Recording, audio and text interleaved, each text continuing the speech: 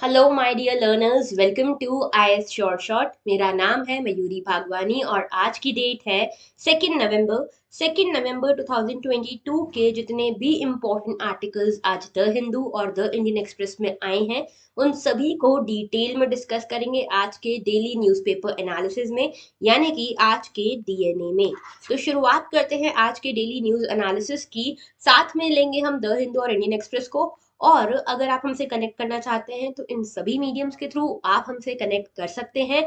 ये Telegram channel जरूर से ज्वाइन कर लेना, क्योंकि इसी टेलीग्राम चैनल के थ्रू आपको इन लेक्चर्स की पीडीएफ अवेल होती है। साथ में आप हमसे मेल आईडी, इंस्टाग्राम, ट्विटर और वेबसाइट के थ्रू भी कनेक्ट कर सकते हो। कोई भी क्वेरी हो आपकी regarding UPSC, any sort of query, आप हमसे डायरेक्टली कनेक्ट कर सकते हो थ्रू मेल और इंस्टाग्राम। ओके, आगे बात करते हैं। सिर्फ 208 दिन बच गए हैं आपके यूपीएससी प्रीलिम्स में, और अगर आपके लिए ये सपना सच में मायने रखता है तो इसके लिए जी तोड़ मेहनत करो, जान लगा दो अपनी। आगे बात करते हैं टुडेस पिंच ऑफ पॉजिटिविटी की। Most men die at 18 but do not get buried till 75। मतलब ये है कि हम बहुत पहले अपनी लाइफ में बहुत पहले जीना छोड़ देते हैं, अपना सब कुछ छोड़ देते हैं। सिर्फ जो हमारी बॉडी है वो 75 ईयर्स पे जाके डेथ होती है उसकी, लेकिन एक्चुअल में अंदर से हम बहुत जल्दी जीना छोड़ देते हैं, because we are surrounded by so much of negativity कि हम होप ही छोड़ देते हैं। तो होप मत छोड़ो, बिकॉज होप ही आपको जिंदा रखती है, पॉजिटिविटी ही आपको जिंदा रखती है। तो कोई भी फेलियर आए, कोई भी सिचुएशन आए, just stay faithful towards yourself कि हाँ सब ठीक होगा। ओके, तो stay optimistic, stay positive and keep living. आगे बात करते हैं। पहला आज का आर्टिकल है सैफरॉन फील्ड्स के बारे में। सैफरन यानी कि केसर, आप लोग जानते होंगे। तो सैफरन फील्ड्स जो है इनको टूरिस्ट शॉट्स बनाने की कोशिश में लगी हुई है गवर्नमेंट। ओके, इसको आप जीएस 1 से कनेक्ट कर सकते हो, यहाँ पे डाइवर्सिटी ऑफ इंडिया से कनेक्ट कर सकते हो। जीएस 2 से कनेक्ट कर सकते हो, हमारा जो जोग्राफिकल, सॉरी, जीएस 1 में ही जो जोग्राफी वाला पोर्शन है ना हमारा, जोग्राफिकल रिसोर्सेज वाला, उससे कनेक्ट कर सकते हो। जीएस 3 से भी इसको कनेक्ट कर सकते हो, टूरिज्म से। ओके, इकोनॉमी में टूरिज्म से कनेक्ट कर सकते हो इसको। हिंदू की न्यूज है। बेसिकली न्यूज ये है कि कश्मीर, जम्मू कश्मीर में बेसिकली सैफरन उगाया जाता है। तो यहाँ पे जिन एरियाज में ये सैफरन उगाया जाता है, वहां पे उन एरियाज को टूरिस्ट स्पॉट जैसे डेवलप करने की कोशिश हो रही है, सो दैट जम्मू कश्मीर में एम्प्लॉयमेंट बढ़े और वहां पे प्रोडक्टिविटी और आए। ठीक है, इकोनॉमिकल टर्म्स में प्रोडक्टिविटी और आए। तो बेसिकली यहाँ पे ये सब जो लोग दिख रहे हैं आपको, ये वहाँ के लोकल लोग हैं। ठीक है, जम्मू कश्मीर के लोकल लोग हैं, और यहाँ पे इन्होंने अपना एक ट्रेडिशनल अटायर पहना है। ओके, और ये जो पूरा एरिया है 16th सेंचुरी के एक बहुत बड़े कश्मीरी पोएट और क्वीन का एरिया है। ठीक है, जिनका नाम है हब्बा खातून। ओके, तो ये वाला जो एरिया है, इस एरिया के इस तरह के लिटरेचर को, इस तरह की हिस्ट्री को ये स्टूडेंट्स, ये लोकल लोग जो है ये शोकेस कर रहे हैं। मेनली एरिया का नाम है पंपोर। कश्मीर में, साउथ कश्मीर में एरिया है पंपोर, जहाँ पे मेनली सैफरॉन की खेती होती है। और इस एरिया को एक टूरिस्ट स्पॉट के फॉर्म में डेवलप किया जा रहा है। तो कैसा होगा कि जैसे अगर आप यहाँ विजिट करते हो कश्मीर के पंपोर एरिया में, पहली चीज आपको सैफरॉन के खेत देखने को मिलेंगे। दूसरी चीज आपको लोग इस तरह से अपने ट्रेडिशनल अटायर्स में देखने को मिलेंगे। आप वहाँ का कल्चर देख पाओगे, वहाँ का लिटरेचर के बारे में जान पाओगे। आपने देखा होगा कई सारे बड़े बड़े उर्दू पोएट्स जो हैं वो कश्मीर से बिलोंग करते हैं। तो वैसे ही हब्बा खातून जो है वो यहाँ से बिलोंग करते हैं। तो बेसिकली यहाँ पे इस तरह से डेवलप किया जा रहा है इस रीजन को कि लोग आए, अट्रैक्ट हों, सोशल मीडिया के थ्रू रील्स वगैरह बना के यहाँ पे लोग पहुंचे और इस एरिया का ओवरऑल डेवलपमेंट हो सके। तो ये पूरी बात है। और यहाँ पे ये जो एरियाज है इनको करेवास कहा जाता है। ठीक है, करेवास क्या होते हैं? एलिवेटेड टेबल लैंड होते हैं। ठीक है, इस तरह से एलिवेटेड टेबल लैंड होते हैं, और यहाँ पे सैफरॉन की खेती होती है। जनरली जम्मू कश्मीर में आपको ये मिलते हैं। ओके, तो ये सैफरॉन की खेती जो है यहाँ पे पंपोर का जो लाडू एरिया है यहाँ पे भी मेनली होती है। और टूरिज्म डिपार्टमेंट इसी तरह से इसको डेवलप कर रहा है। सैफरॉन फेस्टिवल वगैरह यहाँ मनाया जाएगा, सो दैट टूरिज्म बेसिकली यहाँ पे प्रमोट हो। ओके, तो अब बात कर लेते हैं सैफरॉन के बारे में। सैफरॉन यानी कि केसर। केसर जो है ये देखो बेसिकली क्या होता है, ये सैफरॉन एक प्लांट होता है। इस प्लांट में एक फ्लावर उगता है। ठीक है, ये फ्लावर भी सीधी तरह से सैफरॉन नहीं है। इसमें, इस फ्लावर में बीच में जो स्टिग्मा होता है ना, इस देखो इस तरह से, ये जैसे मान लो ये फ्लावर है। ठीक है, ये फ्लावर है। ओके, और ये बीच में से ये स्टिग्मा निकलता है ना इस तरह से, ये होता है स्टिग्मा। और इसके आसपास जो ये स्टिग्मा है, ये होते हैं हमारे केसर के जो पत्ते केसर की जो डंठल जैसी होती है ना, वो केसर होता है ये। तो ये ड्राइड स्टिग्मास होते हैं, thread like part of flower होते हैं, थ्रेड थ्रेड जैसे होते हैं केसर, ठीक है। तो इसी को हम केसर कहते हैं। तो केसर बेसिकली पूरा फ्लावर नहीं, पूरा प्लांट नहीं है। सैफरॉन बेसिकली ड्राइड जो स्टिग्मास होते हैं फ्लावर्स के, वो है। ओके। अच्छा, दूसरी चीज ये कि सैफरॉन को एक स्पाइस के तौर पे, मसाले के तौर पे यूज किया जाता है इंडियन क्यूजीन्स में। और यहाँ पे कश्मीर में ये माना जाता है कि कश्मीर का नेटिव प्लांट नहीं है सैफरन, ठीक है। सेंट्रल एशिया से ये आया हुआ है। और यहाँ पे जो ट्रेडिशनल कश्मीरी क्यूजीन है, वहां पे ये बहुत बनता है, ठीक है। इसका बहुत यूज होता है केसर का, सैफरॉन का। यहाँ का कल्चरल हेरिटेज भी है। और ये काफी कॉस्टली स्पाइस है। आप देखोगे, अगर आपने कभी खरीदा होगा केसर सैफरन, तो आपको पता होगा इसे छोटी छोटी डिब्बियों में आता है, ठीक है। और ग्राम्स के हिसाब से बिकता है। इसका रीजन ये है कि काफी कॉस्टली है ये, ठीक है। और साथ में ये संस्कृत लिटरेचर में भी इसका सैफरॉन का काफी नाम आया है। उसमें बहुकम बोलते हैं इसको, ठीक है। जो संस्कृत लैंग्वेज है उसमें। यहाँ पे करेवास जो है, जम्मू कश्मीर के करेवास जो है, वहां पे इसको मेनली कल्टीवेट और हार्वेस्ट किया जाता है। इंपॉर्टेंस ये है कि ये हेल्थ के लिए बड़ा इंपॉर्टेंट है, मेडिसिनल पर्पजेस के लिए बहुत इंपॉर्टेंट है। साथ में ट्रेडिशनल कश्मीरी क्यूजीन्स जो है, उसमें ये बहुत यूज होता है, और इसलिए हेरिटेज का एक बहुत इंटीग्रल हिस्सा भी है। ओके। आगे बात करते हैं सैफरॉन कल्टीवेशन की। तो कहाँ कहाँ पे उगाया जाता है? तो देखो, मेनली लिमिटेड है, ज्योग्राफिकल एरिया लिमिटेड है। जम्मू कश्मीर के रीजन में ही आपको देखने को मिलता है। यहाँ पे पंपोर रीजन है। पंपोर रीजन को यहाँ पे सैफरन बाउल ऑफ कश्मीर कहा जाता है, ठीक है। हमारे पूरे इंडिया में एक जगह अगर मैं बोलूँ जहाँ पे सैफरॉन सबसे ज्यादा उगाया जाता है, तो वो है जम्मू कश्मीर का पंपोर एरिया। ओके। और यहाँ पे जो ये पंपोर सेफ्रॉन हेरिटेज है ना कश्मीर का, इसको globally important agriculture heritage system का टैग भी मिला है। Now what is this globally important agriculture heritage system? ये बेसिकली एक टैग है जो फूड एंड एग्रीकल्चर ऑर्गेनाइजेशन आपको देती है। एफएओ जो है, ये यूएन की एक स्पेशलाइज्ड बॉडी है। और एफएओ ये टैग देती है, ठीक है। अगर कोई भी एग्रीकल्चर प्रैक्टिस जो थोड़ी अलग है, यूनिक है, हेरिटेज से बिलोंग करती है, तो उसको ये टैग दिया जाता है globally important agriculture heritage system का। ओके। इसके अलावा कश्मीरी सैफरॉन जो है, इसको जीआई टैग भी मिला हुआ है। साथ में कौन से सीजन में उगाया जाता है? तो देखो भाई, सैफरॉन के जो सीड्स हैं, उनको कल्टीवेट किया जाता है जून जुलाई में, और अगस्त सितंबर तक ये पूरे बन जाते हैं। तो ये अक्टूबर तक इसकी फ्लावरिंग होती है, और उसके बाद फिर केसर को हार्वेस्ट किया जाता है, सैफरन का हार्वेस्ट किया जाता है। ओके। आगे बात करते हैं, कैसी कंडीशंस चाहिए सैफरॉन के बनने के लिए, सैफरॉन को कल्टीवेट करने के लिए। पहली चीज है एल्टीट्यूड, बहुत अच्छी हाइट होनी चाहिए, 2000 मीटर्स के ऊपर की हाइट होनी चाहिए। वहां पे ही सैफरॉन प्रॉपरली उग पाता है। 12 आवर्स का यहाँ पे सनलाइट पीरियड होना चाहिए, यानी कि 12 आवर्स तक उस एरिया में सनलाइट आनी चाहिए। दूसरी चीज सॉइल। तो सॉइल कैसा? अलग अलग सॉइल्स में ये बन सकता है, डेवलप हो सकता है, लेकिन मेनली कैल्सियस यानी कि कैल्शियम जो rich, calcium carbonate rich soil जो है, वहां पे मेनली सैफरॉन ज्यादा अच्छे से उग पाता है। ह्यूमस रिच सॉइल हो गया, वेल ड्रेन्ड सॉइल हो गया, पीएच लेवल जहाँ पे 6 to 8 है, ऐसे एरियाज में, ऐसे सॉइल में इसकी ज्यादा अच्छी यील्ड आपको देखने को मिलती है। क्लाइमेट की बात करें तो क्लाइमेट कैसा चाहिए भाई? क्लाइमेट ऐसा चाहिए जहाँ पे समर एंड विंटर टेम्परेचर्स जो हों, उनकी रेंज ज्यादा वो ना हो, ठीक है। जैसे अगर जो समर एंड विंटर टेम्परेचर्स हैं, तो यहाँ पे अगर समर्स हैं तो 35 to 40 डिग्री सेल्सियस जाए मैक्सिमम, और अगर विंटर्स हैं तो -15 to -20 डिग्री सेल्सियस जाए मैक्सिमम। ओके। तो ये रेंज है। रेनफॉल अच्छी चाहिए, 100 to 150 सेंटीमीटर, या फिर सेंटीमीटर को एमएम में करोगे तो 1000 to 1500 mm per annum। Okay.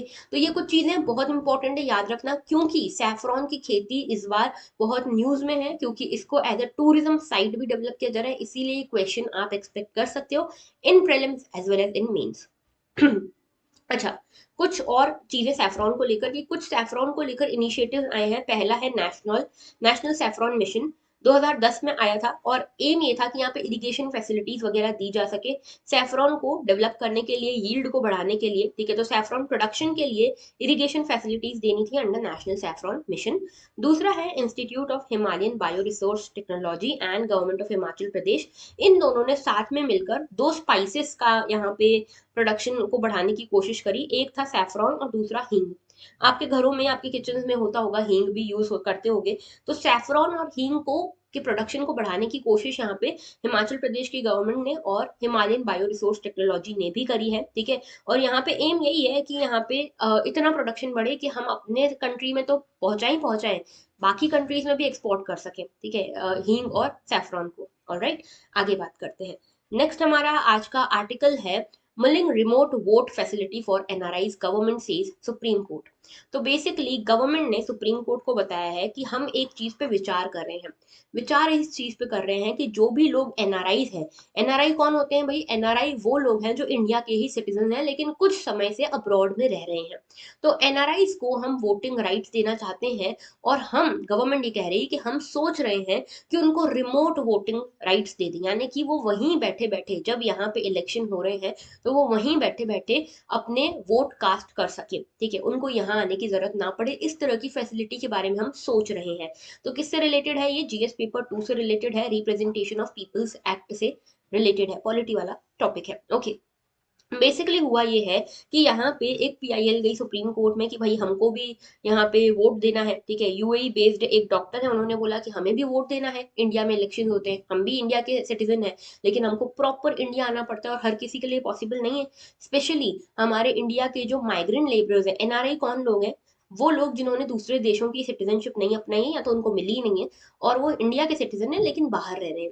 ऐसे लोग जनरली माइग्रेंट लेबरर्स हैं जो केरला और तमिलनाडु वगैरह एरिया से जाते हैं। ठीक है, वेस्ट एशिया, सेंट्रल एशिया, इन एरियाज में काम करने के लिए। ओके, और इन एरियाज में जाते हैं, और जब इलेक्शन होते हैं तो इनके पास इतना भी पैसा नहीं है कि ये वहां से यहाँ सिर्फ वोट डालने आ पाए। तो इसीलिए ये रिमोट वोटिंग फैसिलिटी की बात चल रही है। तो यहाँ पे यूनियन गवर्नमेंट ने सुप्रीम कोर्ट को बोला है कि हम यहाँ पे सोच रहे हैं कि किस तरह से एनआरआईज को ये इलेक्टोरल प्रोसेस में शामिल कराने के लिए रिमोट वोटिंग फैसिलिटी हम दे पाए। तो बेंच ने बोला है कि भाई देखो, पोस्टल बैलेट फैसिलिटी जो है वो सोल्जर्स को मिलती है, वो सोल्जर्स जिन जो बहुत दूर दूर एरियाज में सर्व कर रहे हैं उनको मिलती है, लेकिन ये बिल्कुल अलग बात है एनआरआई से। ठीक है, तो कोर्ट ने ये बोला है कि हाँ भाई सही बात है कि माइग्रेंट लेबरर्स हैं वो आ नहीं सकते, तो आप सोचिए इस बारे में कि क्या कर सकते हो आप लोग, फिर हम बताएंगे कि सही है कि नहीं है। ठीक है, तो रिप्रेजेंटेशन ऑफ पीपल्स एक्ट में यहाँ पे चेंजेस करने पड़ेंगे जो भी फाइनल होता है। तो ये बिल आई थी 16th लोकसभा में, लेकिन जैसे ही लोकसभा खत्म ये बिल भी खत्म हो गई। लेकिन यहाँ पे इस बिल में भी कहीं ना कहीं ये ऑप्शन था डिजिटल वोटिंग का। तो अभी डिजिटल वोटिंग जो है वो न्यूज में रहने वाली कुछ समय तक, क्योंकि गवर्नमेंट इसके बारे में सोच रही है कि एनआरआईज को ये राइट दे सके डिजिटल वोटिंग का, कि वहां बैठे बैठे आप इंडिया के लिए वोट कर सको। ओके, तो एनआरआई, पीआईओ, ओसीआई, इन सब के बारे में आपको डिफरेंस पता होना चाहिए। एनआरआई कौन होते हैं? एनआरआई इंडियन सिटीजन ही हैं जो ऑर्डिनरीली कहीं बाहर रिसाइड कर रहे हैं। ठीक है, and they hold an Indian passport. ठीक है, ये एनआरआई है। पीआईओ और ओसीआई आजकल एक जैसे ही हो गए हैं ऑलमोस्ट। पीआईओ कौन है? वो लोग जो इंडिया के सिटीजन नहीं है, उनकी सिटीजनशिप कोई और की है, लेकिन इनके जो एंसेस्टर्स हैं वो इंडियन नेशनल्स थे। ठीक है, और ये जो खुद है ये फॉरेन पासपोर्ट होल्ड करते हैं, ये है पीआईओ यानी कि person of Indian origin. OCI कौन है? ये ओसीआई है ओवरसीज सिटीजन ऑफ इंडिया। जो ओवरसीज सिटीजन ऑफ इंडिया है ये सिटीजनशिप एक्ट में अलग से मेंशन भी है। एनआरआई कौन है? Non resident Indian. तो इन सभी में से सिर्फ एनआरआई ही है जो इंडिया का सिटीजन है। पीआईओ और ओसीआई सिटीजन दूसरे देश के हैं लेकिन फिर भी इनका ओरिजिन वगैरह कनेक्टेड है हमसे। ओके, अच्छा, अब अगर बात करें कि अभी क्या होता है, वोटिंग प्रोसेस क्या है एनआरआईज के लिए, तो देखो जो भी एनआरआईज हैं, ठीक है, जो बाहर रह रहे हैं, इंडिया में नहीं रह रहे, जैसे स्टूडेंट कोई इंडिया का जो बाहर पढ़ने गया है इंडिया का सिटीजन, पासपोर्ट इंडिया का है लेकिन पढ़ने बाहर गया है, हो गया 2 साल 1 साल जितना भी, तो अगर 6 महीने से ज्यादा उसको समय हो गया है, तो अभी ऐसा सिस्टम है कि अगर वो एनआरआई 6 महीने से ज्यादा किसी दूसरे देश में रह रहा है तो उसको 2010 तक उसको राइट नहीं मिला था कि वो इंडिया में जो भी इलेक्शन हो रहा है उसमें अपना वोट पोल कर सके। तो आरपीआई जो आरपीए एक्ट है हमारा, रिप्रेजेंटेशन ऑफ पीपल एक्ट 2010, ये बोलता है कि एनआरआई जो है जो बाहर रह रहे हैं 6 महीने से ज्यादा से, ठीक है, वो अभी अलाउड है वोट करने के लिए, लेकिन उनको आना पड़ेगा पोलिंग स्टेशन में इंडिया में वोट करने के लिए। ये सिस्टम भी 2010 से शुरू हुआ है। 2010 से पहले क्या था कि जो भी पर्सन एनआरआई है, और हमारे जैसे मान लो ये इंडिया है, ओके, इंडिया में इस पर्टिकुलर कॉन्स्टिट्यूएंसी से ये पर्सन बिलोंग करता है, लेकिन ये पर्सन जो है ये बाहर रह रहा है, कनाडा में रह रहा है, 6 महीने से ज्यादा हो गए हैं। तो 2010 के पहले ऐसा सिस्टम था कि ये पर्सन क्योंकि कनाडा में रह रहा है, 6 महीने से ज्यादा हो गए हैं, तो इसका नाम ही इलेक्टोरल रोल से हटा दिया जाता था, और ये वोट करने के लिए एलिजिबल ही नहीं है, चाहे आके करे कि वहीं से करे, कुछ भी हो रहे, ये वोट करने के लिए एलिजिबल ही नहीं है। 2010 में रिप्रेजेंटेशन ऑफ पीपल एक्ट में अमेंडमेंट हुआ और ये बोला गया कि भाई देखो इनको एलिजिबल तो करो, ये आके अगर इन पर्सन पोलिंग करना चाहते हैं तो कर ले, ठीक है। तो एनआरआई जो है अपनी कॉन्स्टिट्यूएंसी के लिए वोट कर सकता है, ठीक है। और ये जो वोट करेगा वो उसके लिए उसको खुद आना पड़ेगा, अपना पासपोर्ट लाना पड़ेगा और खुद आके अपने ओरिजिनल पासपोर्ट के साथ वो पोलिंग कर सकता है, वोटिंग कर सकता है। अभी ये विचार चल रहा है कि डिजिटल वोटिंग का एक सिस्टम लाया जाए एनआरआईज के लिए। याद रखना 2010 के पहले एनआरआईज को वोट करने के लिए भी अलाउड नहीं था, 2010 के बाद अलाउड हुआ, लेकिन आपको आना पड़ेगा।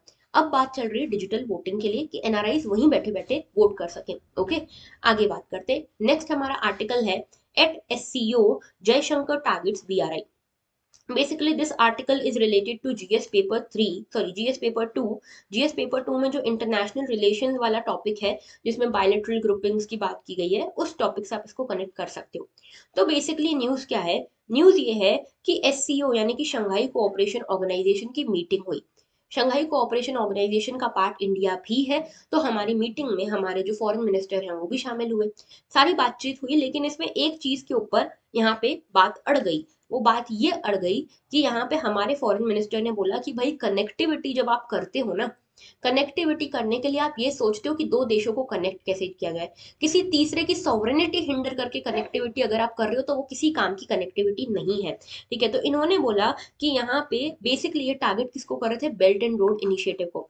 आपको पता होगा इंडिया जो है, India belt and road initiative का पार्ट नहीं है। Belt and road initiative basically China का इनिशिएटिव है और चाइना जो है इसके थ्रू क्या कर रहा है, अपने जो इंफ्रास्ट्रक्चर है उसको डेवलप कर रहा है आसपास की सभी कंट्रीज के साथ, ठीक है।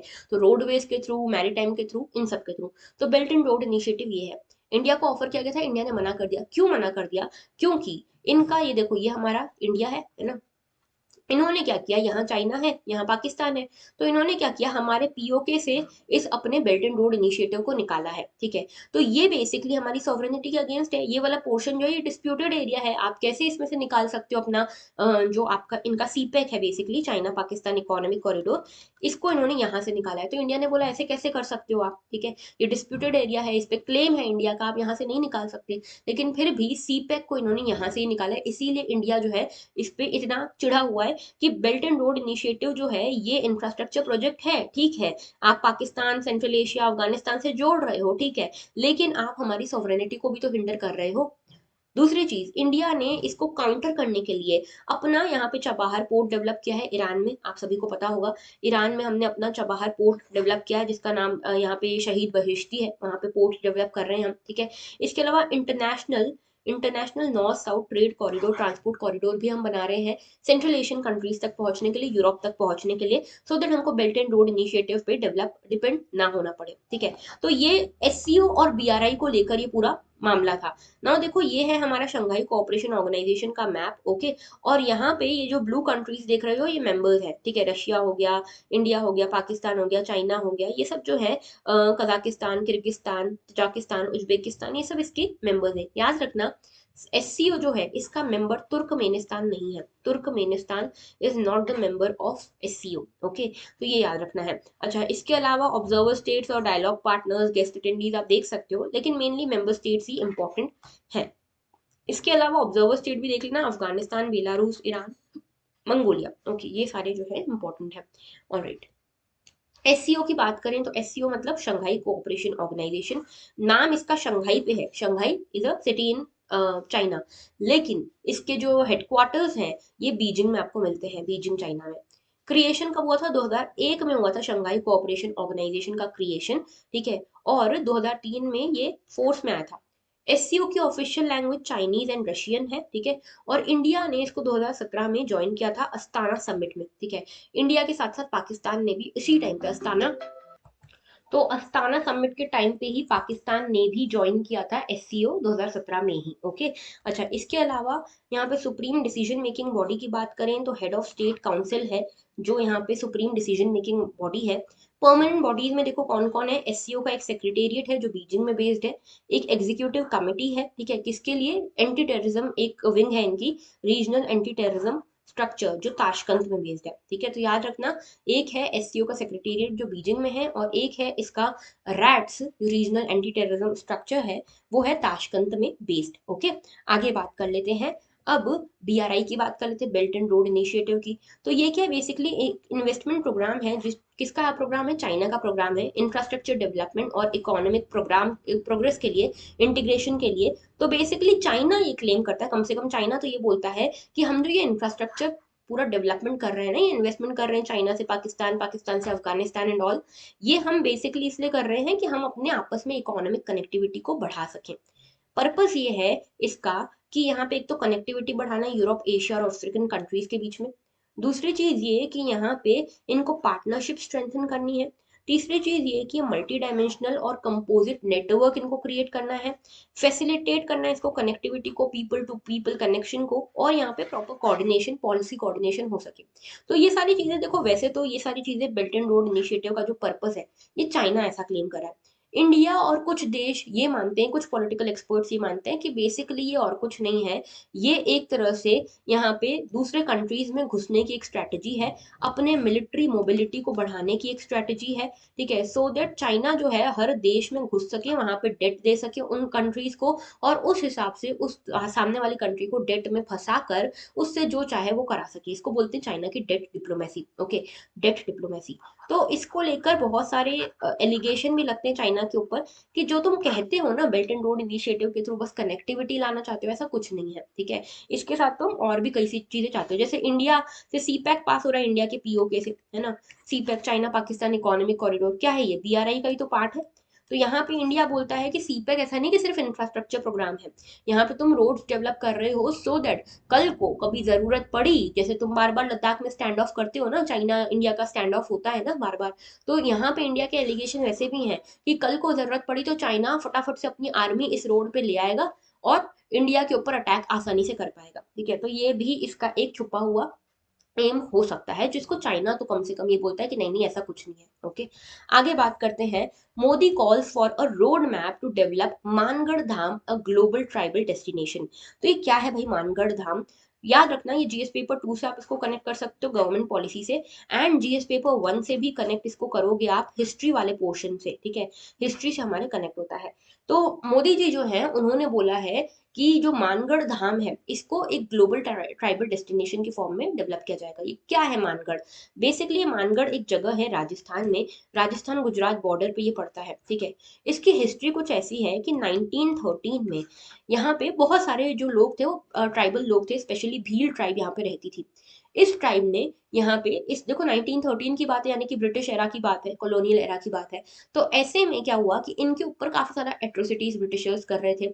इनका लैंड रेवेन्यू सिस्टम बहुत खतरनाक था, बहुत ज्यादा टैक्सेस इनके ऊपर चार्ज करते थे। ठीक है, और कई सारी एट्रोसिटीज इनके ऊपर हो रही थी, तो जिसका विरोध किया इस ट्राइब ने, और उसके चक्कर में यहाँ पे जो ब्रिटिशर्स थे उन्होंने सीधे गोलियां चलाना शुरू कर दी ब्रिटिश भील ट्राइब के ऊपर, और यहाँ पे इसको बहुत बड़ा ट्राइबल मैसेकर माना जाता है। ठीक है, तो बेसिकली इस मानगढ़ जो साइट है, मानगढ़ धाम, इसका यहाँ पे रोड मैप तैयार करने को कहा गया है। राजस्थान के बांसवाड़ा डिस्ट्रिक्ट में ये पड़ता है। ठीक है, और मोदी जी ने कहा है कि भाई इसको हम as a tribal destination develop करेंगे, क्योंकि यहाँ पे ब्रिटिश इंडिया, जो हमारा ब्रिटिश इंडिया हुआ करता था, 1913 में यहाँ पे एक बहुत बड़ी एट्रोसिटी, बहुत बड़ा मैसेकर हुआ था। ठीक है, 17 नवंबर 1913 में यहाँ के जो फॉरेस्ट ड्वेलर्स और लगभग 1,500 भील ट्राइबल लोग थे, उनको यहाँ पे गोलियों से उड़ा दिया गया था, उनके ऊपर फायर ओपन कर दी गई थी, क्योंकि वो यहाँ पे प्रोटेस्ट कर रहे थे for abolition of the bonded labour system. जो बॉन्डेड लेबर सिस्टम है, बंधुआ मजदूरी जो है, उसका वो विरोध कर रहे थे। और दूसरा चीज थी कि वो यहाँ पे एग्रीकल्चरल टैक्सेस जो इतने हाई थे उसका विरोध कर रहे थे। इस चक्कर में जो ब्रिटिशर्स थे उन्होंने उनके ऊपर फायर ओपन कर दी और कई सारे लोगों की जान यहाँ पे गई थी। ओके, अच्छा, ये मानगढ़ धाम क्या है, मानगढ़ धाम बेसिकली फेमस है for the massacre of tribals. ठीक है, इन फेमस है, ट्राइबल्स का यहाँ पे बहुत बुरी तरह से ये हुआ था, संहार हुआ था। ठीक है, यहाँ पे इनको बेसिकली मारा गया था अंधाधुंध तरीके से, जैसे जलियांवाला बाग है ना, वैसा सेम। ओके, और यहाँ पे जलियांवाला बाग के भी कई साल पहले, 6 साल पहले हुआ था। इसको आदिवासी जलियांवाला कहते हैं। ठीक है, क्योंकि आपको याद होगा जलियांवाला बाग मैसेकर 1919 में हुआ था, और ये वाला जो मैसेकर है 1913 में हुआ है, ठीक है। राजस्थान गुजरात वाली बॉर्डर पे ये एरिया पड़ता है और यहाँ पे साथ में लोकल ट्राइबल पॉपुलेशन जो है उससे रिलेटेड है। इनके जो लीडर थे इस ट्राइबल पॉपुलेशन के, उनका नाम था गोविंद गुरु, ठीक है। गोविंद गुरु ने बेसिकली ये पूरा प्रोटेस्ट छेड़ा था, जिसके बाद हुआ ये कि आदिवासी जलियांवाला जैसा मैसेकर यहाँ पे हो गया। ओके, तो मानगढ़ धाम याद रखना है आपको। इसमें भील ट्राइबल ग्रुप के बारे में बता दूं कि भील्स जो है ये एक बहुत फेमस ट्राइबल ग्रुप है, मोस्टली इंडिया में काफी अच्छी पॉपुलेशन में पाए जाते हैं, ठीक है। द्रविडियन लैंग्वेज से इनका नाम आया है। भील का मतलब होता है बो, ठीक है। बो यानी कि जो तीर होता है ना उसको बोलते हैं बील या व्हील, ओके। और यहाँ पे भील ट्राइब को धनुष पुरुष ऑफ इंडिया भी कहा जाता है, क्योंकि धनुष लेके चलते हैं ये जहां भी चलते हैं, ठीक है। ये पूरे इंडिया में स्कैटर्ड है, स्पेशली गुजरात से लेके त्रिपुरा सब जगह आपको ये मिलते हैं, मध्य प्रदेश वगैरह सब जगह। भिलाला इनका एक सब डिविजन है। भील के अंदर ही एक सब ट्राइब आती है भिलाला, जो कि बहुत फेमस है पिथोरा पेंटिंग्स के लिए, ठीक है। तो पिथोरा पेंटिंग्स जो है भिलाला सब ट्राइब करती है, जो कि आती है अंडर भील्स ओनली। इसके अलावा घूमर आपने देखा होगा, ठीक है। पद्मावत मूवी आई थी, उसमें एक सॉन्ग दिया था, वो कंप्लीटली घूमर के ऊपर डिपेंडेंट था, ठीक है। घूमर का ही एक मैनिफेस्टेशन था। तो ये घूमर किसका डांस है, ट्रेडिशनल डांस फॉर्म है, ये भील ट्राइब का ही डांस फॉर्म है। तो घूमर डांस की बात कर ली हमने, भिलाला सब ट्राइब की बात कर ली, और यहाँ पे पिथोरा पेंटिंग की बात कर ली, ये सब भील ट्राइब से रिलेटेड है, ओके। आगे बात करते हैं, नेक्स्ट हमारा आर्टिकल है invasive tree spreading in Mudumalai tiger reserve.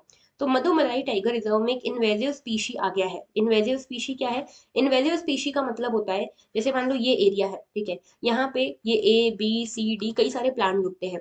एक प्लांट है जो ई जो है ये बाहर उगता है, लेकिन इसको यहाँ लाया गया है या कहीं कहीं से आ गया है ये यहाँ पे, ठीक है। तो ये क्या हुआ, यहाँ पे इन्वेजिव हुआ। इन्वेजिव मतलब बाहर से आया हुआ प्लांट हुआ, ठीक है। और एलियन इन्वेजिव एलियन स्पीशी जो होते हैं वो क्या होते हैं कि ये जो प्लांट यहाँ आया है वो आया तो है और इतनी तेजी से इस एरिया में बढ़ रहा है कि यहाँ सब जगह ई देखने को मिल रहा है, और A B C D जो यहाँ की नेटिव बायोडाइवर्सिटी है वो यहाँ पे उग नहीं पा रही इस एलियन इन्वेजिव स्पीशी के कारण। ये होता है इन्वेजिव स्पीशी का मतलब। तो मुदुमलाई टाइगर रिजर्व में क्या देखने को मिल रहा है, एक स्पीशी सेना स्पेक्टेबिलिस, ठीक है। ये एक एक्सोटिक ट्री है जो यहाँ पे लाई गई थी for decoration purpose and all, लेकिन अब ये इतनी बढ़ रही है कि सब जगह यही देखने को मिलता है, येलो फ्लावर्स इस तरह से, ठीक है। तो ये मधुमलाई टाइगर रिजर्व जो है नीलगिरी हिल्स पे, नीलगिरी डिस्ट्रिक्ट में आता है, और यहाँ पे ये स्पीशी जो है बहुत ज्यादा तेजी से फैल रही है। इसके साथ एक और है लेंटाना कैमरा। ये दोनों जो है मेजर इन्वेजिव स्पीशीज हैं, ठीक है, जिसके कारण जो यहाँ की एक्चुअल स्पीशी है वो उग नहीं पा रही प्रॉपरली, ओके। अच्छा, इन्वेजिव एलियन स्पीशी क्या है? एलियन स्पीशी मतलब ऐसी स्पीशी जो बाहर से आई है, आउटसाइड से आई है, ठीक है। और ये जो है ये प्रॉब्लमेटिक तब बन जाती है जब ये यहाँ की खुद की नेटिव स्पीशी को हार्म करने लगी। दूसरी चीज, कन्वेंशन ऑन बायोलॉजिकल डाइवर्सिटी इसको ऐसे एक्सप्लेन करता है कि एलियन स्पीशी जो है ये ऐसी स्पीशी है जो वहाँ का नेटिव इकोसिस्टम है उसको थ्रेटन करे, वहाँ की बायोडाइवर्सिटी को थ्रेटन करे, हैबिटेट को थ्रेटन करे, और ह्यूमन हेल्थ को भी किसी ना किसी तरह से हार्म करे, एनवायरमेंट हेल्थ को भी हार्म करे, उसको कहते हैं इन्वेजिव एलियन स्पीशी, ओके। अच्छा, इस पे मधुमलाई टाइगर रिजर्व की बात करें तो तमिलनाडु में आता है मधुमलाई टाइगर रिजर्व। तीन स्टेट्स का जो ट्राई जंक्शन है, जैसे ऐसा है ना हमारा, तो यहाँ पे ये देखो ये है तमिलनाडु, ठीक है, ये है केरला, और यहाँ पे आता है कर्नाटका, ओके। तो यहाँ पे इन तीनों का जो मीटिंग पॉइंट है यहाँ पे आता है मधुमलाई टाइगर रिजर्व, ठीक है, ट्राई जंक्शन पे आता है, और ये नीलगिरी बायोस्फीयर रिजर्व का पार्ट है। शंकर आईएएस वाली जो बुक है उसमें पीछे जाओगे तो बायोस्फीयर रिजर्व की एक लिस्ट दे रखी है, ठीक है। उसमें नीलगिरी बायोस्फीयर रिजर्व देखोगे तो वो बताएगा कि नीलगिरी बायोस्फीयर रिजर्व में 4-5 नेशनल पार्क आते हैं, ठीक है। जैसे कि पहला है वयनाड वाइल्ड लाइफ सेंचुरी जो केरला में है, दूसरा है बंदीपुर नेशनल पार्क, ठीक है, जो कर्नाटका में है, तीसरा है मुकुर्थी नेशनल पार्क और साइलेंट वैली नेशनल पार्क जो कि केरला में है, ठीक है। इसके अलावा पांचवा ये मधुमलाई है। तो कुछ कुछ जो नेशनल पार्क है कौन कौन से, Bandipur Karnataka, Wayanad Kerala, Mukurthi national park, silent valley national park, ये और साथ में मधुमलाई, ये 5 नेशनल पार्क्स मिलाकर बनता है ये नीलगिरी बायोस्फीयर रिजर्व। और याद रखना इंडिया का पहला बायोस्फीयर रिजर्व था नीलगिरी बायोस्फीयर रिजर्व। तो किसी एक स्टेट में नहीं आता नीलगिरी बायोस्फीयर रिजर्व, ठीक है, 3 स्टेट्स में फैला हुआ है, केरल, कर्नाटक और तमिलनाडु, ओके। अच्छा, आगे बात करते हैं नेक्स्ट इश्यू की। Kremlin accuses UK of directing north stream blast. तो basically GS paper 2 international relation से रिलेटेड है ये न्यूज, और यहाँ पे बेसिकली रशिया ने इल्जाम लगाया है यूके के ऊपर। रशिया ने यूके के ऊपर ये इल्जाम लगाया कि यूके ही पीछे है नॉर्थ स्ट्रीम को डिस्ट्रॉय करने के। पूरी बात क्या है समझो जरा। ये देख रहे हो मैप, मैप में ये देख रहे हो जर्मनी, और यहाँ पे है रशिया। रशिया जो है it is a big exporter of natural gas, ठीक है, फ्यूल वगैरह, एनर्जी वगैरह, जो पूरा यूरोप है उस वो कहीं ना कहीं रशिया पे डिपेंड करता था फ्यूल, नेचुरल गैस वगैरह के लिए। तो जर्मनी ने इसके साथ एक स्ट्रीम बनाई थी, ये देख रहे हो बीच में ये लाइन देख रहे हो, ये है नॉर्थ स्ट्रीम। ये एक स्ट्रीम है, एक पाइपलाइन है जिसके थ्रू गैस ट्रांसफर की जाती है between Europe, between Russia and Germany. और ये गैस सिर्फ जर्मनी तक नहीं, आसपास की कंट्रीज में भी जाती है, ठीक है। तो यूरोप जो था काफी कुछ इसके ऊपर डिपेंडेंट था। North Stream one, North Stream two, यहाँ पे दो नॉर्थ स्ट्रीम थी। वन तो बढ़िया चल रही थी, सेकंड भी लॉन्च होने वाली थी, लेकिन सेकंड लॉन्च होती उससे पहले ही क्या हुआ, रशिया ने यूक्रेन के ऊपर अटैक कर दिया। रशिया ने जब यूक्रेन के ऊपर अटैक कर दिया तो सारा का सारा यूरोप रशिया के अगेंस्ट हो गया, एंटी हो गई दोनों की, ठीक है। तो जब रशिया के अगेंस्ट हो गया सारा का सारा यूरोप, तो यूरोप ने बोला हमें नहीं चाहिए तुम्हारे से गैस, ठीक है। अब उनको मजबूरी में बोलना पड़ा क्योंकि चाहिए तो थी उनको, लेकिन क्या करें, रशिया ने बोला ठीक है नहीं चाहिए, मतलब नॉर्थ स्ट्रीम टू खुला ही नहीं कभी, ओके। नॉर्थ स्ट्रीम वन जो था उसको भी बार बार बंद चालू करते रहता है रशिया चमकाने के लिए। अब क्या हुआ, कुछ दिनों पहले, ऐसा देख, अच्छा ये देख रहे हो, ये जो पाइपलाइन है ये सी से होकर गुजर रही है, इस सी का नाम है बाल्टिक सी, ठीक है। अब यहाँ पे कुछ दिनों पहले देखा गया कि जो सरफेस है ना, ये देखो ये पानी का सरफेस है और अंदर यहाँ पाइपलाइन है, ठीक है, यहाँ से गैस जाती है। तो देखने को मिला कि यहाँ पे से बुलबुले से जनरेट हो रहे हैं, बबल्स से जनरेट हो रहे हैं। तो समझ में आया कि जो नीचे पाइपलाइन है ना उसमें लीकेज है, कहीं डिस्ट्रॉय हुई है। तो इसके ऊपर इस पूरे इंसिडेंट को आप देखो, यहाँ पे पूरी इन्वेस्टमेंट तो रशिया की थी ना, रशिया का पाइपलाइन है ये, रशिया भेज रहा है इसके थ्रू, तो रशिया की इन्वेस्टमेंट। रशिया ने ये इल्जाम लगाया है यूके के ऊपर कि ये जो हमारी पाइपलाइन डिस्ट्रॉय करी ना वो यूके ने करी है, ठीक है, ऐसा कह रहा है रशिया। तो बेसिकली रशिया का कहना है कि ये नॉर्थ स्ट्रीम को डिस्ट्रॉय करने के पीछे यूके है। यूके ने बोला नहीं नहीं भाई हमने कुछ नहीं किया है, ठीक है। तो बेसिकली नॉर्थ स्ट्रीम जरूरी हो जाती है हमारे लिए जानना। नॉर्थ स्ट्रीम दो पाइपलाइन है, North Stream one, North Stream two. दोनों पाइपलाइन के थ्रू रशिया जो है अपनी नेचुरल गैस, फ्यूल वगैरह भेजता था यूरोप को, जर्मनी को, ओके। नॉर्थ स्ट्रीम वन जो है वो बहुत बहुत पहले है, 2011 में बन चुकी थी। नॉर्थ स्ट्रीम टू अभी 2021 में तैयार हो चुकी थी, खुलने वाली थी, उसके पहले ये सारा कबाड़ा हो गया। अच्छा दूसरी चीज, अगर दोनों को मिला लोगे North Stream one and two, तो यहाँ पे 110 बिलियन क्यूबिक मीटर्स जितना जो गैस है वो सप्लाई होती थी दोनों कंट्रीज के बीच में। ये जो है North stream exclusive economic zones में आती है कई सारी कंट्रीज के, ठीक है, जैसे रशिया, फिनलैंड, स्वीडन, डेनमार्क, इन सभी कंट्रीज के बीचों बीच से गुजरती है, ठीक है, इनके पानी के बीचों बीच से गुजरती है। नेक्स्ट हमारा आर्टिकल है कोरोनल होल्स के बारे में। ये पिक्चर देख रहे हो, ये सन की पिक्चर है, देखो इस तरह की पिक्चर है ये सन की, ठीक है, ये इस तरह की पिक्चर है। तो ये बेसिकली ये पिक्चर जो है नासा ने रिलीज करी और नासा ने बोला सन जो है, स्माइलिंग सन का एक फोटो हमने कैप्चर किया है। तो ये स्माइलिंग सन बना कैसे, ये जो डार्क एरियाज है ये क्या है, ये है coronal holes, coronal holes, okay. तो ये इंडियन एक्सप्रेस का आर्टिकल है, साइंस इन टेक्स्ट से आप इसको पेपर 3 से कनेक्ट कर सकते हो। कोरोनल जो कोरोनल होल्स हैं ये क्या है, कैसे स्माइल जनरेट हुई सन के फेस पे, ये सब हम इसके बारे में देखने वाले हैं। तो देखो नासा ने ये बेसिकली एक फोटो रिलीज करी स्माइलिंग सन की, ठीक है। और इन्होंने बोला ये जो आपको डार्क स्पॉट्स दिख रहे हैं ना ये आंखों और स्माइल के फॉर्म में, ये आंख स्माइल नहीं है, ये कोरोनल होल्स है। कोरोनल होल्स क्या है, कोरोनल होल्स वो एरियाज हैं सन के सरफेस पे जो कि फास्ट सोलर विंड गशेस है, ठीक है। यानी कि सन के ऊपर सारे एरियाज पे इक्वली टेम्परेचर हाई नहीं है, इक्वली सोलर मटेरियल अवेलेबल नहीं है। कुछ एरियाज हैं जहाँ पे टेम्परेचर थोड़ा कम है, जहाँ पे टेम्परेचर थोड़ा कम है, जहाँ पे थोड़ा कूल एरिया है वो डार्क दिखता है, ठीक है, इसीलिए ये ऐसे डार्क एरियाज आपको देखने को मिल रहे हैं, ठीक है। अच्छा इसके अलावा यहाँ पे लो टेम्परेचर है इसीलिए डार्क है। दूसरी चीज ये कि यहाँ पे जो विंड्स चलती हैं, सोलर विंड्स बहुत तेजी से चलती हैं, ओके। और क्योंकि यहाँ पे बहुत तेजी से ये विंड्स चलती हैं तो कोरोनल होल्स क्रिएट हो जाते हैं, होल्स क्रिएट हो जाते हैं इन एरियाज में, ओके। और ये जो है 11 साल की सोलर साइकिल होती है, यानी कि सोलर जो सन का जो पूरा साइकिल होती है 11 साल की होती है, उसमें कई बार ये आपको कोरोनल होल्स देखने को मिलते हैं क्योंकि सोलर विंड्स चलती रहती है। जैसे अर्थ के ऊपर विंड्स चलती है वैसे सन के ऊपर भी विंड्स चलती हैं, और ये विंड्स क्या करती है, कोई कोई एरिया को ऐसे खाली कर देती है, तो वो कोरोनल होल्स बन जाते हैं, ठीक है। तो ये कोरोनल होल्स को जानना समझना इसलिए भी जरूरी है क्योंकि इनका सीधा संबंध हमारे जो अर्थ है, अर्थ के जो स्पेस एक्टिविटीज है उनसे रिलेटेड है, ठीक है। कैसे, देखो ये कोरोनल होल्स जो है ये बेसिकली सोलर विंड स्ट्रीम्स जो होती हैं ये क्या करती हैं, ये इंटरेक्ट करती हैं। जैसे सोलर विंड, ये सन के ऊपर कोई विंड्स चली तो ये क्या करेंगे, सोलर जो पार्टिकल्स है उनको लेकर चलती हैं। ये सोलर विंड्स तो बहुत खतरनाक होती है क्योंकि स्ट्रांग होती है, अर्थ के मैग्नेटिक फील्ड के साथ इंटरैक्ट करती हैं, यानी कि अगर अर्थ के मैग्नेटोस्फीयर के साथ इंटरैक्ट करती हैं और जियो मैग्नेटिक स्टॉर्म्स लेकर आती हैं। ये जियो मैग्नेटिक स्टॉर्म्स बेसिकली ऐसा होता है कि अर्थ है ये, ठीक है, अर्थ के आसपास ये मैग्नेटोस्फीयर है, ओके। और ये सोलर विंड्स आती हैं अर्थ के मैग्नेटोस्फीयर के साथ अगर रिएक्ट करेंगी तो अर्थ के आसपास जो ये सैटेलाइट वगैरह घूम रही है ना, रेडियो सिस्टम जो चल रहा है, कम्युनिकेशन सिस्टम, ये पूरा डिस्टर्ब हो सकता है। ये जियो मैग्नेटिक स्टॉर्म्स ला सकती हैं ये सोलर विंड्स। ओके, तो ये जियो मैग्नेटिक स्टॉर्म्स क्रिएट कर सकती हैं ये रेडिएशन, इसीलिए इनके बारे में हमारा जानना जरूरी है। और जब ये हाई स्पीड सोलर स्ट्रीम्स चलती हैं तो क्या होता है कि ये सोलर विंड पार्टिकल्स जो है ये एटमॉस्फेयर में आते हैं और अर्थ तक भी आ सकते हैं, जिसके कारण हमको जो ये स्किन कैंसर्स वगैरह होते हैं ना, ये यूवी रेज जो आती हैं, ये भी कहीं ना कहीं इसका ही नतीजा है। ओके, तो ये कोरोनल होल्स इसीलिए जानना जरूरी है। कोरोनल होल्स क्या है? बेसिकली देखो, ये ऐसे एरियाज हैं सन के एटमॉस्फेयर में जो डार्क अपीयर होते हैं। ठीक है, क्यों? क्योंकि एक्सरे और अल्ट्रावायलेट इमेजेस जब आप लेते हो तो ये डार्क अपीयर होते हैं। क्यों अपीयर होते हैं डार्क? क्योंकि जो प्लाज्मा है यहाँ पे इन एरियाज में, या जो इलेक्ट्रिफाइड गैस है इन एरियाज में, वो कम है। वो कम है किसमें? टेम्परेचर में। कूलर है वो प्लाज्मा। ओके, और इसीलिए डार्क दिखता है ये, ठीक है, बाकी पार्ट से। और ये डार्क होने के कारण क्या होता है कि यहाँ से जो सोलर विंड्स हैं बहुत उठती हैं, मैग्नेटिक फील्ड्स उठती हैं, और ये जो सोलर विंड्स है ये सोलर पार्टिकल्स को लेकर जाती हैं और होल क्रिएट कर देती है यहाँ पे। ठीक है, ये जो एस्केपिंग पार्टिकल्स हैं ये हाई स्पीड सोलर विंड्स बनाते हैं। ये हाई स्पीड सोलर विंड्स जब अर्थ से टकराती हैं तो जियो मैग्नेटिक स्टॉर्म्स लेकर आती हैं।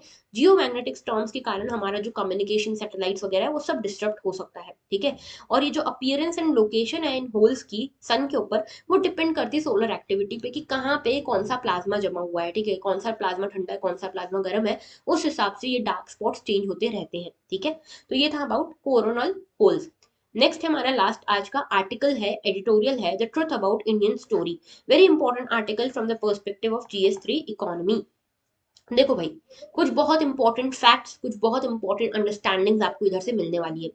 बात पूरे आर्टिकल में, बात पूरे एडिटोरियल में ये हो रही है कि इंडिया जो है, इंडिया की इकोनॉमी को कुछ लोग कह रहे हैं कि बिल्कुल बर्बाद हो रही है इंडिया की इकोनॉमी। कुछ लोग कह रहे हैं कि इंडिया की इकोनॉमी बर्बाद नहीं हो रही है, इंडिया की इकोनॉमी थोड़ा स्लो चल रही है। ठीक है, तो दोनों ही जो चीजें हैं वो गलत है। लाइक अगर आप बोल रहे हो कि बिल्कुल ही सक्सेसफुल है इंडिया की economy, that is also wrong. अगर आप कह रहे हो इंडिया की इकोनॉमी बर्बाद है, दैट इज ऑल्सो रॉन्ग। हम बीच में चल रहे हैं। बीच में कैसे चल रहे हैं? देखो, आपको लग रहा होगा कि पहली चीज इंडियन रुपी की बात कर लेते हैं। ठीक है, इंडियन रुपी बहुत ज्यादा डिप्रिशिएट किया है। तो इंडियन रुपी डिप्रिशिएट किया है, माना, सही बात है। तो इंडियन रुपी हमारा गिर रहा है जो इकोनॉमी के लिए एक नेगेटिव साइन है, माना। लेकिन ये ग्लोबल फिनोमिना है। ऐसा नहीं कि सिर्फ हमारी इकोनॉमी का जो रुपी है वो गिर रहा है, सभी की इकोनॉमीज का रुपी जो है, करेंसी जो है वो गिर रही है। ये ग्लोबल फिनोमिना है। दूसरी चीज इन्फ्लेशन। तो रशिया यूक्रेन वॉर हुआ है तो तब से इन्फ्लेशन बढ़ ही रहा है। ठीक है, और ये सिर्फ हमारी प्रॉब्लम नहीं है, सबकी प्रॉब्लम है। तो दो चीजें तो ये हो गई, एक हो गया रुपी का गिरना और दूसरा हो गया इन्फ्लेशन। इन्फ्लेशन अभी 7.4% चल रहा है, which is far ahead our threshold. जो हमारा कल हमने डिस्कस किया था ना कि 2 से 6% हमारा थ्रेशोल्ड है इन्फ्लेशन का, ये 7.4% पे चल रहा है अभी हमारा इन्फ्लेशन, जो बाहर है इस टारगेट के। तीसरी चीज जो वरिंग चीज है, ठीक है, ये दोनों चीजें तो ऐसी है जो पूरे दुनिया के साथ हो रही है। तीसरी चीज जो खतरनाक है हमारे लिए वो ये कि इंडिया में एम्प्लॉयमेंट जनरेट नहीं हो रहा, यूथ जो है काफी हाई लेवल पे अनएम्प्लॉयड है। ठीक है, तो अगर आप देखोगे 15 से 24 साल के लोग जो काम करना चाहते हैं नहीं कर पा रहे, इनकी संख्या लगभग 28% है। बाकी देशों को देखोगे ना आसपास की, इतनी नहीं है यहाँ पे अनएम्प्लॉयमेंट रेट जितना इंडिया में है। तो हम एम्प्लॉयमेंट जनरेट नहीं कर पा रहे, ये एक बड़ा इंपॉर्टेंट इशू है। दूसरी चीज ये, चौथी चीज ये कि यहाँ पे जो इंडिया की ग्रोथ स्टोरी है उसकी बात करें, जीडीपी वगैरह की बात करें, तो इंडिया की जीडीपी 2021-22 में 8.7% रही। लोग कहते हैं 8.7% कितनी बड़ी बात है, कोरोना के टाइम पे कोरोना से रिकवर किया और 8.7% जीडीपी। तो भाई ये भी समझना जरूरी है कि लास्ट ईयर, उसके पहले वाले साल में जब कोरोना आया था, तब हमारी जो जीडीपी ग्रोथ थी वो -6.6% की थी। तो जब आप एकदम ही डेप्थ में ऐसे यहाँ पे इतना गिरोगे तो उठना, फिर आप जितना थोड़ा सा भी उठोगे वो ज्यादा ही दिखाई देगा। ठीक है, तो वो -6.6 से थोड़ा ही हम उठे, रिकवर हुए, और वो 8.7% दिख गया। तो ये क्या है? ये ऐसा नहीं कि हम बहुत अच्छा कर रहे हैं, ये है कि हम रिकवर हुए। ठीक है, तो ये सब चीज समझिए। दूसरी चीज ये कि इंडिया की जो ग्रोथ है वो ऐसी हो रही है अभी कि जो टॉप एंड है ना, टॉप जो लोग हैं, टॉप सेक्शन है, वो तो अच्छा ग्रो कर रहे हैं, लेकिन जो बॉटम सेक्शन है, जो मेजोरिटी सेक्शन है, उनकी नेगेटिव ग्रोथ हो रही है। अगर आप ग्राउंड लेवल पे जाके देखोगे, लोगों को देखोगे, ठीक है, हम अगर स्टैटिस्टिक्स की बात ना करें और ये देखें कि जो रिच क्लास है वो ग्रो कर रहा है और जो पुअर क्लास है, मिडिल क्लास है, उनकी नेगेटिव ग्रोथ ही हो रही है। इसके अलावा एक और चीज ये चीज ये है कि इंडिया का ऐसा नहीं कि हम दुनिया के हिसाब से देख रहे हैं कि परफॉर्मेंस बिगड़ रहा है। इंडिया ने जैसा खुद परफॉर्म किया पास्ट में, उससे भी इंडिया का परफॉर्मेंस बिगड़ रहा है। ठीक है, लाइक बोलते हैं ना, हम अपने खुद के सबसे बड़े कॉम्पिटिटर है, लेकिन हम अपने आप से ही compete नहीं कर पा रहे। हमने पास्ट में इतना अच्छा परफॉर्म किया, अभी नहीं कर पा रहे। जैसे देखो यहाँ पे बताते भी हैं ऑथर कि जब ग्लोबल रिसेशन आया था 2008 में, उस दौरान भी इंडिया ऐसी कंट्री थी जो टॉप मोस्ट इकोनॉमीज में चल रही थी। ठीक है, और हमारे पास उस टाइम तो ये सब चीज थी भी नहीं, डेमोग्राफिक डिविडेंड और ये इतना आत्मनिर्भरता, मेक इन इंडिया, ये सब नहीं था। तब भी हम इतना अच्छा कर रहे थे। तो अभी ऐसा क्या हो गया कि हम नहीं कर पा रहे। ठीक है, तो ये एक बड़ा इशू है। इसके अलावा देखो, ध्यान दो कि कोविड आया, हम बार बार बोल रहे कोविड के कारण हमारी इकोनॉमी स्लो डाउन हो गई, तो ऐसा नहीं है। डाटा बताता है, स्टैटिस्टिक्स बताते हैं कि कोविड आने के काफी टाइम पहले से हमारी इकोनॉमी में स्लो डाउन शुरू हो चुका था। वो तो कोविड आ गया, हमको बहाना मिल गया, वरना स्लो डाउन तब से हमारे इकोनॉमी में शुरू हो चुका था। स्टैटिस्टिक्स दिए हुए हैं यहाँ पे, आप चाहो देख सकते हो। ठीक है, इसके अलावा देखो एक चीज ये कि इंडिया ने कुछ चीजें करनी चाहिए थी जो नहीं करी, कुछ चीजें नहीं करनी चाहिए थी जो करी। जैसे अच्छी चीज जो इंडिया ने करी वो ये कि बैंक्रप्सी कोड लेके आए, इंडिया इंसॉल्वेंसी इन बैंक्रप्सी कोड हम लेकर आए। हमने बोला कि भाई जो बिजनेस भी प्रॉफिट नहीं कर पा रहे उनको एग्जिट करने दिया जाए आसानी तरीके से। ठीक है, आसान तरीके से, ये अच्छी चीज करी। लेकिन एक बुरी चीज ऑथर कहते हैं कि 2016 में जो डीमोनेटाइजेशन किया ना, ठप डिसीजन था, ये ऑथर का कहना है। ओके, नाउ देखो इंडिया जो है, इसके इसमें एक और बड़ा इशू ये रहा कि इन्वेस्टमेंट जो है, इन्वेस्टमेंट इंडिया में नहीं हो रहा है। गवर्नमेंट इन्वेस्ट नहीं कर रही है रोड बनाने में, फ्लाईओवर्स, ब्रिजेस बनाने में। ठीक है, गवर्नमेंट का जो इन्वेस्टमेंट है इंफ्रास्ट्रक्चर को लेकर, कैपिटल इंफ्रास्ट्रक्चर को लेकर, कैपिटल गुड्स को लेकर, वो गिरता ही जा रहा है। एक समय हुआ करता था जब इंडिया जो है 40% तक अपनी जीडीपी का कैपिटल इंफ्रास्ट्रक्चर वगैरह बनाने में खर्च करता था। आज की डेट में ये कम होता जा रहा है। ठीक है, प्राइवेट सेक्टर भी उतना इन्वॉल्व नहीं हो रहा। क्यों? इसके पीछे भी कारण है। इन्वेस्टमेंट क्यों नहीं आ रहा, इन्वेस्टमेंट क्यों नहीं हो रहा? ट्रस्ट एक बहुत बड़ा कारण है। ठीक है, ट्रस्ट डेफिसिट है, लोग जो है ट्रस्ट नहीं कर पा रहे हमारी इकोनॉमी की सर्टेनिटी को, क्योंकि इकोनॉमी बार बार बदलती रहती है, अनसर्टेन हो जाती है। ओके, तो यहाँ पे हमें कुछ चेंजेस करने की जरूरत है, पॉलिसी चेंजेस लाने की जरूरत है। ये समझने की जरूरत है कि इंडिया जो है काफी अच्छा कर रही है। ठीक है, इंडिया के जो फंडामेंटल्स है, economic fundamentals, that are very strong. Talent हमारे पास भर भर के, डेमोग्राफिक डिविडेंड हमारे पास भर भर के, फिर भी क्यों हम ये नहीं कर पा रहे, हम क्यों इस पूरे सिचुएशन से बाहर नहीं निकल पा रहे, ये समझना जरूरी है। तो पॉलिसी चेंजेस करना हमारे लिए जरूरी है, जॉब क्रिएशन जिसमें एक बहुत बड़ा इंपॉर्टेंट रोल प्ले करने वाला है। ओके, तो ये था पूरा article regarding economy of India. Okay, आगे बात करते हैं। तो देखो आपकी आज की मैपिंग एक्सरसाइज में पहला क्वेश्चन आपके लिए ये है, साउथ चाइना सी को थोड़ा सा देखना, निहारना, ताकना, और देखना कि कौन कौन सी कंट्रीज साउथ चाइना सी को कवर करके हुए हैं, और दूसरी चीज आइलैंड्स कौन कौन से हैं इस एरिया में। ठीक है, जैसे परासल, स्कारबोरो, ये सब आपको आइलैंड्स देखने को मिलेंगे। एटलस खोल के जरूर देखना, गूगल पे मत चेक करना ये। ठीक है, ये आपका पहला क्वेश्चन है, और माइंड इट, अगर आप ये एक्सरसाइज मेरे साथ करोगे ना, आपको सच में बहुत बेनिफिट मिलने वाला है। जो कल के क्वेश्चंस थे ना, इसी तरह के हमने कल भी क्वेश्चन दिए थे, वो कल की वीडियो जो आई थी उसके कमेंट सेक्शन में आपको मिल जाएंगे। ठीक है, उसका आंसर।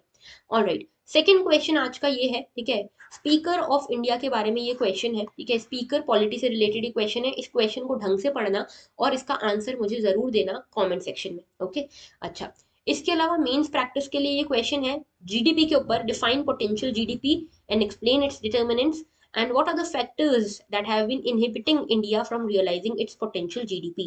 तो आज का जो आर्टिकल डिस्कस किया ना, उसी से रिलेटेड ये पूरा क्वेश्चन है। अगर आप चाहते हो आंसर राइटिंग करना, तो आप प्लीज इस आंसर को लिखना और हमारे टेलीग्राम ग्रुप पे इसको भेजना जरूर। ठीक है, टेलीग्राम ग्रुप का नाम है Mayuri Bhagwani UPSC. Okay, Mayuri Bhagwani UPSC. Okay, इसको ज्वाइन कर लेना और इस पे अपना आंसर भेजना। I try to review it, आप लोग भी एक दूसरे के आंसर्स रिव्यू जरूर करना, एंड इस तरह से धीरे धीरे आंसर राइटिंग प्रैक्टिस भी आपकी होती रहेगी। So that was all for today. अगर आप चाहते हो अपनी परफॉर्मेंस चेक करना, तो कमेंट्स करना मत भूलना, जो क्वेश्चन मैंने बोले हैं उसके। ओके, तो दैट वाज ऑल। अगर लेक्चर अच्छा लगा हो तो लाइक जरूर करना, शेयर करना दोस्तों के साथ, सब्सक्राइब नहीं किया है तो वो भी कर लेना, and thank you for watching. Have a very good day.